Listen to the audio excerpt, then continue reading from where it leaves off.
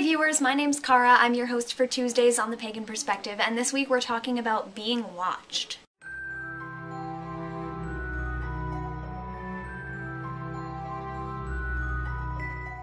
Our question this week comes from this user, and their question is, do you ever feel like you're always being washed?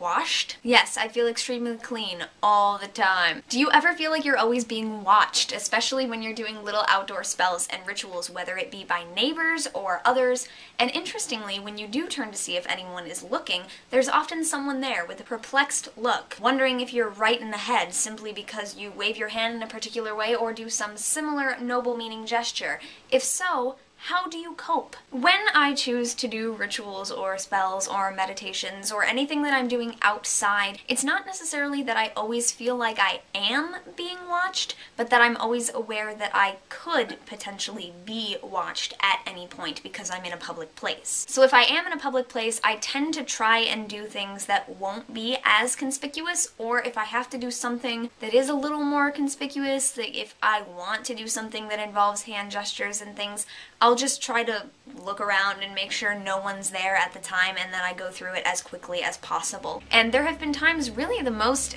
awkward thing for me that I do in public where I do feel like I'm being watched all the time, or that I have been watched during, is when I'm recording videos outside. The way that I cope with that is just I stop when people walk by and then I keep going. But of course, if you're doing a ritual or a spell or something like that in a public place outdoors, you're not always going to be able to do that because it might break your concentration or it might mess up what you're doing. Really, I would just recommend not doing things like that in a public place that could be observed, especially if it's going to be something where they are going to feel extremely uncomfortable because maybe they have no idea what you're doing and they don't understand it as being an okay thing, so they would be harboring weird, bad energies about it, which could then reflect poorly on whatever you're doing. Things like meditating in public I don't think are quite as weird because I think most people know that people meditate and they kind of understand what it is and what it's about. So if I'm meditating in the Zen garden on campus, if someone happens to walk by, I don't think that they would disturb me or give me a weird look or anything, and of course my eyes would be closed most of the time so I wouldn't be able to notice, and otherwise I would be so focused that I wouldn't notice anyway. But yeah, if it happens, I mostly cope by saying something to them. Like I might just look at them and say hi, and I'll stop what I'm doing and just reassure them that there's nothing really actually weird going on and that they're just disturbing my